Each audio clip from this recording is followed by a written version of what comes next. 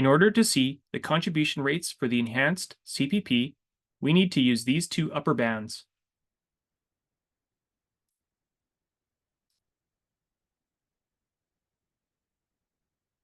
As a reminder, the Enhanced CPP has two parts. The first part is called the First Additional CPP and is sometimes referred to as CPP1. The First Additional CPP started in 2019, and its contribution rate information can be found in this upper band.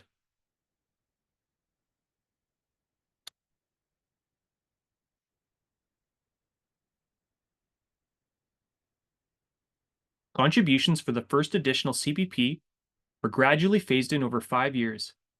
The contribution rate started small and progressively increased over 5 years to the full and final value of 1%.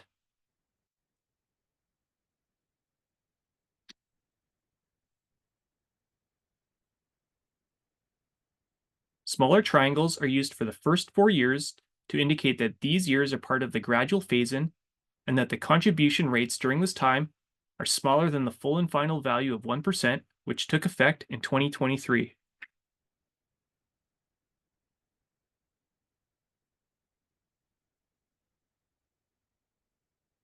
For a particular year that you're interested in during the phase-in period, follow the dashed line from the small triangle down to read the First Additional CPP contribution rate for that year.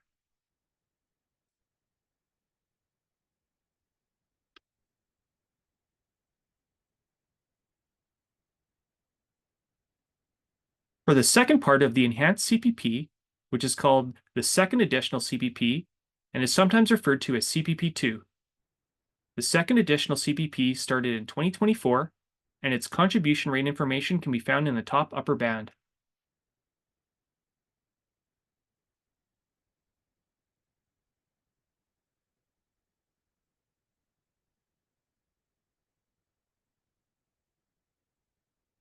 Contributions for the Second Additional CPP were gradually phased in over 2 years. Rather than having separate contribution rates for these 2 years, the gradual phase-in is achieved by how the new higher earnings threshold is calculated. In the first year of the Second Additional CPP, 2024, the year's additional maximum pensionable earnings is only 7% higher than the original earnings threshold, the YMPE. In 2025, the year's additional maximum pensionable earnings is at the full and final value of 14% higher than the YMPE.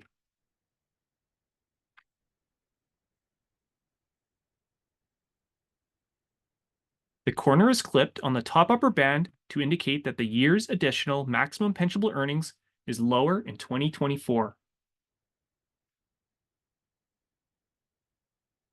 That's how contribution rate information for the Enhanced CPP can be read on the reference tool.